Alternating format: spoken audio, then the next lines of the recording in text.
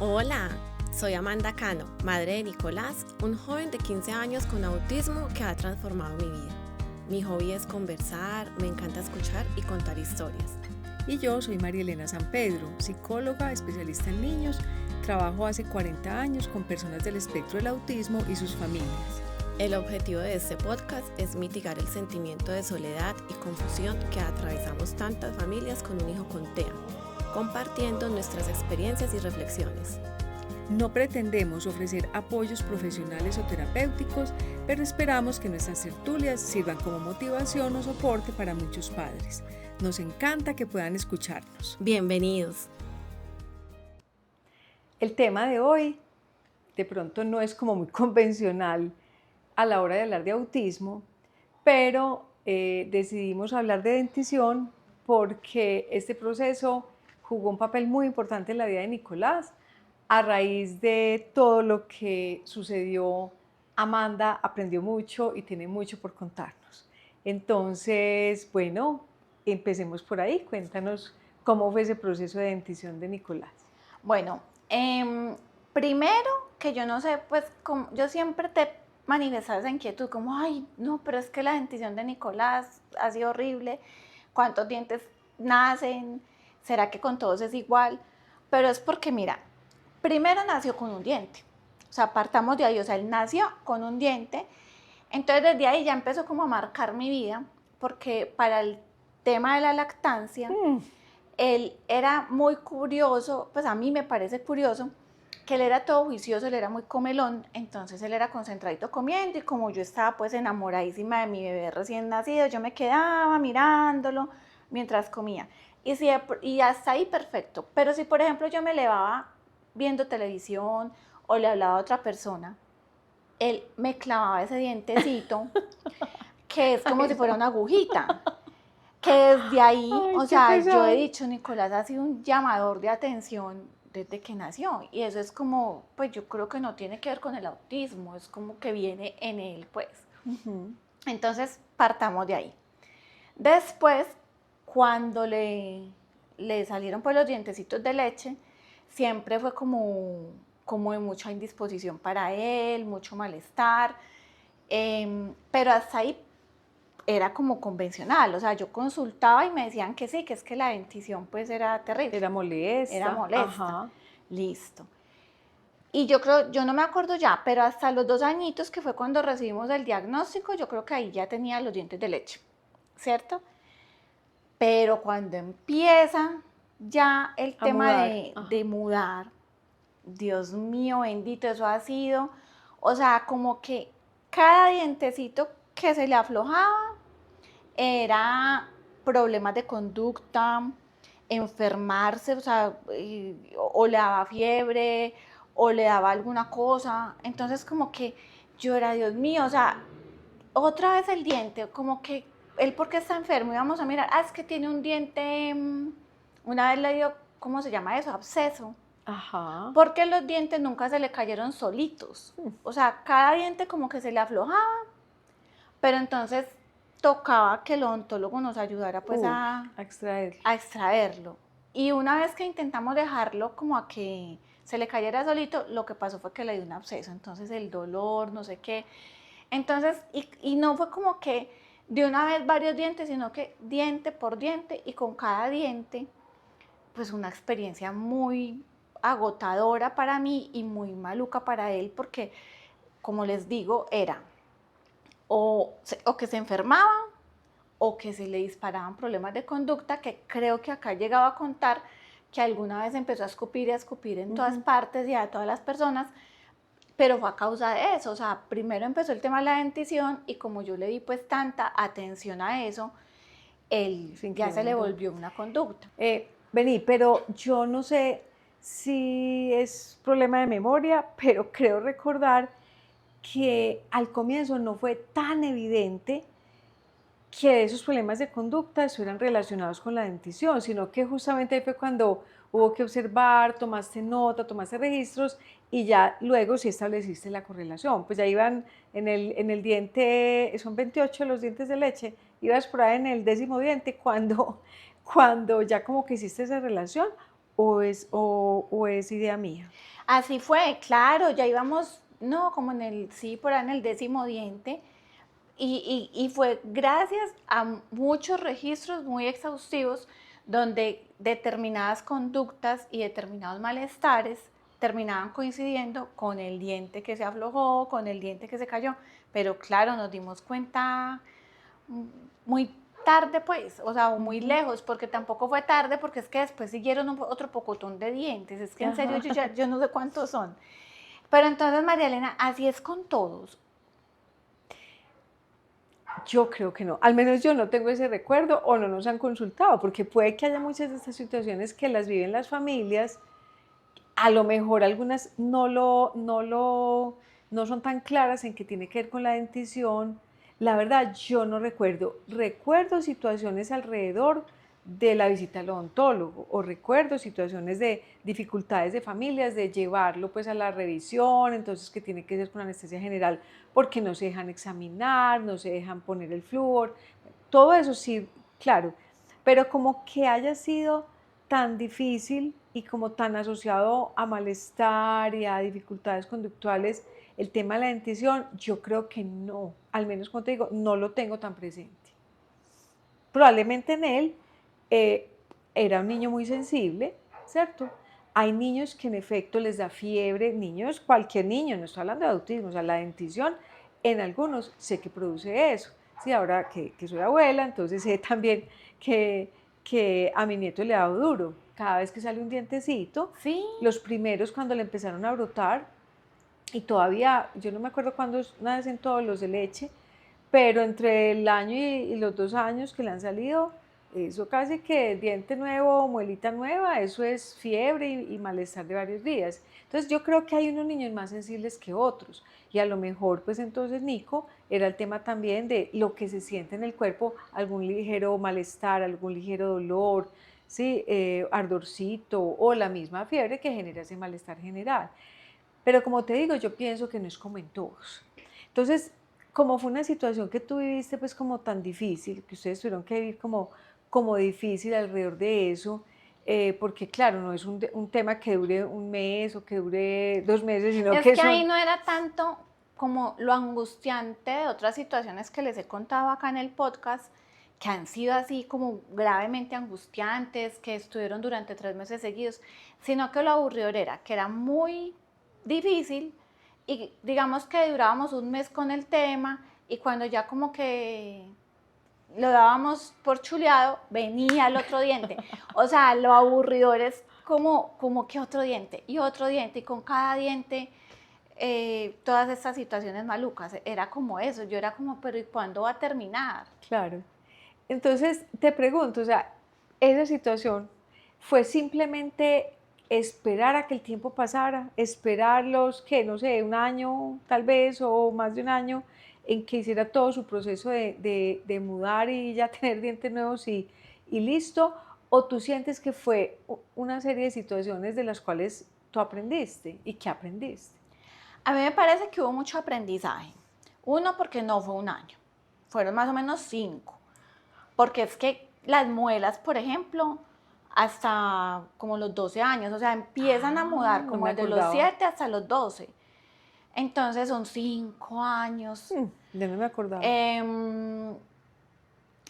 Y no solamente, o sea, como que el hecho de que fuera tanto tiempo, ¿cierto? O sea, 5 años con pongámosle 4 veces al año estar pendiente del diente de turno, que nos ayudó mucho y cuál creería yo que es el aprendizaje. Uno, como analizar en ese tema sensorial qué tan hipersensible pudo ser y como comprender pues que de pronto no se iba a dar igual y como comprenderlo, ¿cierto? O sea, como entender, no, es que está necesito por lo del diente, como tenerle más paciencia en esa época, en las épocas pues de la mudada.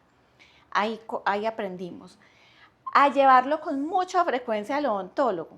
Entonces él adquirió el hábito de ir al odontólogo cada mes. Yo me acuerdo que era cada mes, porque como pasaba esto de que no se le caían, Entonces, ¿qué empezó a hacer el odontólogo? A enviarle radiografía panorámica. Ajá. Entonces ahí hubo también otro aprendizaje tremendo, porque para lograr que Nicolás, estando tan pequeño, pongámosle a los 8 años, se dejara hacer una panorámica, entonces eso requirió como mucha preparación, mucha anticipación. Mejor dicho, yo creo que para eso utilizamos todas las estrategias de las que les hemos hablado acá, porque fueron apoyos visuales, aproximación sucesiva, Juego de roles. juego de roles, no jugábamos a la panorámica y lo encerrábamos, y además a jugar a quedarse quieto, porque el principal requisito es que te ponen a morder como un algodoncito y no puedes mover nada. O sea, si mueves siquiera 1 milímetro la boca, se daña la radiografía. Vení, o sea, es ¿cómo? una quietud absoluta. Total, ¿cómo lo lograron? Porque estamos hablando, ya nos has contado varias veces, sabemos que Nico tiene discapacidad intelectual, que tiene pues lenguaje, pero no es el chico pues como más verbal, ni que tampoco le podemos dar explicaciones pues muy extensas y profundas. Entonces, ¿cómo lograron eso, de que se estuviera quieto en la panorámica? Fue todo un proceso y es parte de todo este aprendizaje. Entonces, ir al lugar, contarles que es que tiene autismo, que hiciéramos el ensayo, que él conociera y que nosotros también, porque tampoco estábamos pues tan familiarizados. Nosotros llegamos a ir alguna vez, pero uno ni se acuerda.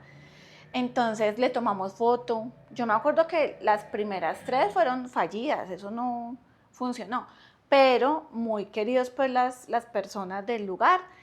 Íbamos en horarios donde no hubiera mucha gente. Entonces le tomamos foto al aparato, le tomamos foto a Nicolás parado en el aparato.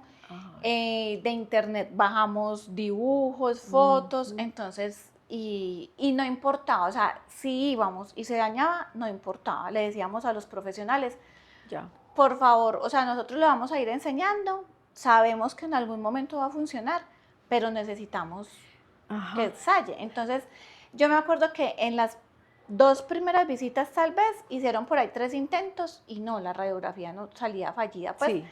Pero ¿qué pasaba? Entonces, gracias a todo eso, a las visuales, al jugar previamente, a la anticipación y al ir directamente allá y no estresarnos porque se dañara la radiografía, ya él de todas maneras iba ganando, o sea, entraba con más tranquilidad, se quedaba quieto, de pronto movía un poquito solamente la boca, entonces ya nos enfocábamos más en que dejara la boca quieta. Esa es la parte que me parece más difícil, o sea, porque le daban el modelo o qué, o sea, le decían quieto y alguien hacía al frente lo mismo. Yo me quedaba al frente, incluso se supone que esas radiografías la persona debe estar sola, pero pues me dejaban entrar a mí, le ponen a un chaleco que por la radiación y no sé qué. Entonces yo me hacía al frente de él tiene que coger unos cositos, entonces yo me hacía al frente y le hacía que la boca quieta. Pero durante toda la semana habíamos hecho juegos de imitación donde yo le decía que la boca quieta. Eso me parece súper, o sea, pero enfocada en la boca. O sea, cuando ya logramos que sí entró al lugar, que él, su cuerpo sí lo dejaba quieto, que sí agarraba los cositos, entonces ya enfocarnos solo en lo de la boca. Entonces ahí ya dejaba la boca quieta y que no soltara, como le ponen el algodoncito, entonces no lo sueltes. Boca quieta y no lo sueltes. Eso, mira, yo creo que ustedes fueron como muy estratégicos, sobre todo en este tema de practicar en la casa, que es ese tema pues de práctica positiva, ¿cierto? O bueno, lo podemos considerar también juego de roles, pero en realidad era esa habilidad de quedarse quieto con algo en la boca, la vamos a practicar muchas veces, porque yo te digo, solamente con llevarlo al consultorio, yo creo que sería pues entre difícil que lo lograra y costoso, porque también entre el desplazamiento y todo aquello, o sea que ahí ustedes combinaron el irlo llevando, el tomar esas imágenes allá mismo en ese consultorio y hacer la práctica en la casa, o sea, la práctica positiva. Exacto. Como los ensayos. Y como gradual, lo que te digo, o sea, primero es el cuerpo quieto, ahora sí concentrémonos en la boca. Entonces, bueno, lo logramos, entonces fue muy chévere porque a partir de ahí él necesitó varias panorámicas y hoy en día tiene 16 años y ya ni siquiera, ya uno le dice, ay, toca tomar una radiografía y listo. Seguimos yendo al mismo lugar, supongo que eso ayuda porque encuentran exactamente el mismo entorno y ya ni siquiera tengo que entrar yo con él. Ya él entra solo, se para y quiere, ¿cierto? Entonces ahí eso fue un aprendizaje importante porque de verdad el odontólogo en esa radiografía siempre veía, no, toca sacarle ya el diente, aunque está flojo, ya el otro viene, y si no lo sacamos ya, pasan cosas como las del absceso que les contaba ahorita. Entonces era necesario, o sea, por su salud era necesario. Aprendimos pues eso, aprendimos algo que nos pareció pues así buenísimo. Ahorita les decía lo del hábito, o sea, él ya tiene el hábito de ir al odontólogo, ya no vamos con tanta frecuencia, vamos cada 6 meses. Ajá. Pero entonces, o sea, él entra a la consulta del odontólogo solo y todo lo que le hagan lo acepta bien. Entonces, toda esa como entrenamiento, pues es muy bueno porque si a los 10, o sea, digamos que va a ser un adulto que va a poder cuidar de sus dientes sin mayor problema, ¿cierto? Claro. Y yo no recuerdo si yo ya conté acá, yo creo que no. Lo que pasa es que esta historia la he contado muchas veces, entonces no estoy segura si acá. Pero bueno, sí repito, ¿qué importa? Él tuvo un accidente, tuvo una caída cuando tenía como 9 años. Creo que sí le contaste con doña Marta. Sí, y Sí se rompió por acá. Entonces tocó llevarlo de urgencias y todo el tema fue precisamente dental y toda la intervención que tuvieron que hacer y coser y todo por acá, todo esto adentro. Y sin anestesia general. Sin anestesia general, solo con anestesia local.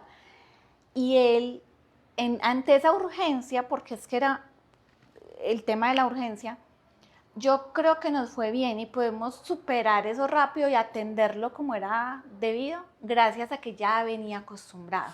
Claro. Entonces eso fue, o sea, en ese momento yo valoré mucho, porque cuando ocurría, yo decía, ay, qué pereza, yo decía, otra panorámica, qué pereza, otra vez donde el odontólogo, qué pereza, porque es que requería un mes de trabajo previo, y eso sí es agotador, pues como que, pues lo que para otros es tan fácil, yo porque tengo que dedicarme un mes con mi hijo en esas. Sí. Entonces en esos momentos yo decía como, qué pereza. Pero el día del accidente y de la urgencia, yo dije, ay, siquiera, valió la pena, valió la pena todo este esfuerzo. Vení, y yo te pregunto otra cosa, porque un asunto es la limpieza, es la revisión, es la panorámica, pero cuando nos contabas que antes del accidente, o sea, que había que extraerle pues el diente flojo, o sea, eso ya es distinto, eso ya es molesto, o sea, es meter un objeto dentro de la boca, es, bueno, jalar, yo no sé, es molesto. Esa parte, ¿cómo la ensayaron ustedes o cómo lo prepararon para eso? La verdad, ahí sí fue como era con alguna frecuencia, porque fue 1 por 1, cada diente. Entonces, yo me acuerdo que la primera vez ni yo me di cuenta. O sea, el odontólogo además, pues contamos con un odontólogo genial, que siempre ha sido muy sensible al diagnóstico de Nicolás y ha hecho adecuaciones y desde muy pequeñito, por ejemplo, desde las primeras veces que lo llevábamos, él no prendía la lámpara. Al contrario, de la primera odontopediatra donde fuimos con Nicolás, yo me acuerdo que Nicolás tenía 2 años y ella dijo, mamá, usted me lo tiene que tener. Y llamó al auxiliar y usted me lo tiene no sé cómo. Y éramos entre las dos teniendo al niño de 2 años casi que montadas encima de él. Entonces apenas ella prendió la lámpara, Nicolás empezó a gritar y a llorar y eso fue horrible. Entonces yo le dije, ay, venga, es que lo asustó la luz. ¿La puede apagar? Y me dijo, no, entonces ¿cómo veo? Necesito la luz para ver. Entonces, bueno, pues ahí vi que no era posible con ella y en fin que me recomendaron al odontólogo donde vamos todavía y no solo Nicolás, todos, ahora es el odontopediatra de toda la familia. Sí. Y él, sin yo decirle siquiera, o sea, yo solo le dije del diagnóstico y que le tuviera paciencia, él cogió y me dijo, no, es que déjelo, porque él era caminando, pues el niño era caminando por todas partes y el odontólogo me dijo, déjelo que él está en su casa, no me lo estrese, déjelo que conozca, que se familiarice. Y ya después por allá él empezó a jugarle, entonces se le acercaba y Nicolás se reía. No, pues, entonces de pronto lo cargaba y le jugaba y es que al bulto de papas y lo levantaba para arriba, cerquita de una ventana. Y yo decía, ay, este tan charro, ¿a qué hora lo irá a revisar? Cuando era que lo hacía reír a carcajadas y él miraba, entonces lo revisaba. No. Y ni siquiera lo acostó en la silla, o sea, lo revisó. Esa fue la forma de revisarla, se demoró pocotón de tiempo ahí Vea. jugando para poderlo revisar. Ya la siguiente, sí que se sentara en la sillita, o sea, él mismo también nos apoyó muchísimo en que el niño se fuera familiarizando. Le dijo al auxiliar, no le prendas la lámpara que de pronto me lo asustas. Entonces él también era muy cuidadoso con los elementos, porque un día vio que cualquier cosa, el espejito ese, como todos son elementos brillantes, Ajá. Nicolás se asustó mucho. Entonces el mismo odontólogo dijo, no, él se asusta con eso. Entonces siempre, no se los pone adelante, siempre los pasa como por detrás. Trata como de que él no los mire Pero mira mucho. los detalles tan estratégicos. Además que es que se asusta mucho, o sea, yo me acuerdo, una vez necesitábamos hacerle como una cosita en un dedito, como quitarle un chucito con un alfiler, y Nicolás veía que traíamos el alfiler y se moría el susto, o sea, Claro. él desde que vea como cosas brillantes, como Pues, que pero cree es que son peligrosas. Y si chuzan mucho más. Venía Amanda, y yo escuchándote pensaba, ¿qué le dirías a las mamás de niños pequeños que están en todo este proceso de dentición respecto al tema de usar anestesia? Porque yo he escuchado de niños que si no es con anestesia, no se dejan examinar, no se dejan poner el flúor. ¿Tú qué opinas de esto? Pues por mi experiencia, que considero que fue difícil, yo diría que para temas como una revisión, como poner el flúor, hoy en día, por ejemplo, a Nicola le dan como cálculos, nunca le ha dado caries, Si eso es de adultos ya, no. pero le dan pequeños calculitos, entonces a él se los quitan, pongámosle que cada año le tengan que quitar. Entonces eso es un poquito doloroso, o hacer una limpieza, de todas maneras la limpieza también genera fastidio Pues y hasta un molesta. poquito de dolor. Para temas tan simples como esos, sabiendo que por lo menos en el caso de Nicolás, él es muy sensible y una limpieza le genera dolor, hasta ahí enseñarle, o sea, a nosotros sí nos funciona la aproximación sucesiva, sí nos funciona la frecuencia, o sea, nosotros íbamos donde el odontólogo cada mes, así fuera, a nada. Muchas veces solamente le echaba el chorrito de agua fría, le metía el espejito, le hacía con un chucito que ellos manejan, Ajá. en 2 o 3 dientecitos, como que medio lo escarbaba. Nosotros siempre acompañándolo, mi esposo y yo, hasta que, o sea, eso fue muy efectivo. Muy parecido a lo que nos has contado de la mutilada, de cómo logró dejarse mutilar, muy parecido. Y muy parecido al tema de las muestras de sangre. Claro, o sea, que finalmente con él ha tocado aproximaciones sucesivas. Pero ya para situaciones, por ejemplo, Nicolás tocó sacarle 2 muelas, las 2 muelitas que están detrás de los colmillos, tocó sacárselas.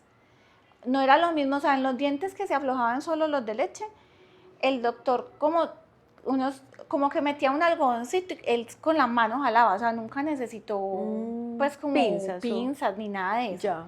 Sino que como que entre que lo estaba revisando, ¡pum! Entonces cuando el niño como que, ¡ay! Le dolió, pues ya no le iban a maltratar más, Muy ¿cierto? hábil, muy hábil. Pero en esas 2 muelas sí ya eran, o sea, no estaban flojas, era muy necesario sacarlas pronto. Ahí sí se sedó, hubo una sedación como de 1 horita para poder pues hacer el trabajo como debía ser. Ya. Y otro episodio fue ya las cordales, porque entonces a los 13 años ya tocaba sacarle las cordales, no le salieron, pero en las radiografías, gracias a la radiografía, el odontólogo vio que era importante sacarlas de una vez las 4 cordales, entonces tocaba en quirófano. Entonces también todo ese proceso sirvió mucho porque le explicamos a Nicolás lo que iba a pasar, lo del tema del quirófano sí era nuevo, pero también con el apoyo visual, muy atentos a cuando se durmiera, o sea, a hablar con los especialistas, nos permitieron estar en el quirófano. Leonardo estuvo en el quirófano cuando él se durmió y yo estuve cuando se despertó. Entonces también, cuando uno amablemente habla, yo creo que también los profesionales entienden, porque en muchos hospitales tienen, o sea, el acceso es restringido, o sea, como no, o sea, el quirófano no puede entrar, usted puede entrar solo a la sala de recuperación, pero como que nosotros vengan, háganos el favor, es que es el niño de esto, el niño de aquello, no sé qué, con la historia pues de que es que tiene el diagnóstico. Entonces a nosotros nos dejaron entrar hasta el quirófano, Ajá. Nicolás estuvo en la dormida, yo en la despertada, pero entonces para el niño no era tan raro verse súper hinchado, estar adolorido y pues claro, tuvimos que estar muy pendientes de esos primeros días, como acompañándolo y todo. Pero considero, pues en esos casos, obvio, sí sedación, ¿cierto? Y Ajá, incluso sí, ya para una emergencia, en una la cosa del grave. en la de las 2 muelitas era sedación de 1 horita. Y en la de los cordales sí fue anestesia general. Pero también creo que fue exitoso gracias a que veníamos como en esa disciplina. Total. Ve, yo creo pues que del tema de dentición, aunque quisiera que ahorita habláramos algo de prevención, pues y el tema del cepillado, pero yo creo que nos sirve también como de abrebocas al tema general de los temas, de los asuntos de salud en los chicos con autismo y yo diría más en los que son o no verbales o mínimamente verbales o pues poco verbales, porque claro, va a ser más difícil adivinar todo lo que están sintiendo, ¿cierto? Entonces, hoy estamos hablando de dentición, pero yo creo que todo lo que hemos hablado aplica a muchos asuntos de la salud, a muchos casos de la salud. Aquí me estoy acordando de casos y de anécdotas, pues no siempre precisamente divertidas, sino situaciones complejas que han vivido familias alrededor, por ejemplo, de examen oftalmológico, alrededor bueno, de las consultas médicas en general, ¿cierto? De la vacunación, bueno, de tantas cosas que lamentablemente, ¿sabes yo qué creo, Amanda? Que a veces las familias las van dejando de lado y a veces los problemas se acumulan, por ejemplo, en salud oral, porque entonces de miedo de la reacción o que haya habido un primer momento bien difícil, también lo dejan a un lado, ¿sí? Y esperan a que se le crezcan esas dificultades y ya toca ese darlo. Entonces, digamos que yo creo que lo que tú nos cuentas del tema de la dentición de Nicolás es como un llamadito de atención a eso, o sea, no solamente pensemos en la dentición, sino en el asunto general de la salud, de los cuidados, de las aproximaciones, ¿cierto? De aprender a hacer toda esa lectura que nos has dicho muchas veces, la importancia de ser tan observadores y tan lectores, como 2, 3 días antes de enfermarse, en este caso de tener la erupción del diente o que el diente se afloje o se caiga, días antes muchas veces aparece el malestar, esa irritabilidad, eso que decimos no pasa nada, o nosotros también nos ponemos irritables. Entonces, yo creo que es un tema que nos sirve y vamos a hablar de otros temas de salud próximamente con otras familias, entonces yo creo que muy importante eso. Pero entonces ya para ir cerrando, Amanda, yo creo que hemos hablado ya del tema de dentición, pero salud oral en general tiene mucho que ver con el asunto del cepillado de dientes. En este momento, por ejemplo, cepillado y seda dental, ¿son asuntos que ya Nico los hace bien? Él tiene el hábito, entonces él se cepilla todas las mañanas antes de salir, se cepilla después del almuerzo y se cepilla en la noche. O sea, digamos que hemos sido juiciosos en fortalecer ese hábito en él. Solito, ¿sí? él lo hace solo. Él lo hace solo. No le tienes que ayudar. No, Okay. en nada. Él lo hace solo y lo hace, digamos, en el orden que corresponde. O sea, moja el cepillo, unta la crema y se cepilla. ¿Qué pasa?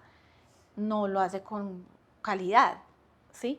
O sea, fácilmente él se cepilló y si comió, por ejemplo, mucha carne, puede uno, si uno se fija, le quedó por allá el pedacito de carne entre diente y diente. O sea, la calidad no es la mejor. Y en ese caso, ¿se lo pules tú o le indicas cómo él acabar la limpieza bien? Hoy en día, todas las noches, o sea, mejor dicho, toda la vida, todos esos 16 años y medio, porque me acuerdo que desde bebecito, yo me acuerdo que desde bebé teníamos un cepillito que era como de silicona, yo me lo ponía en el dedo y con eso le limpiaba el paladar y la lengua.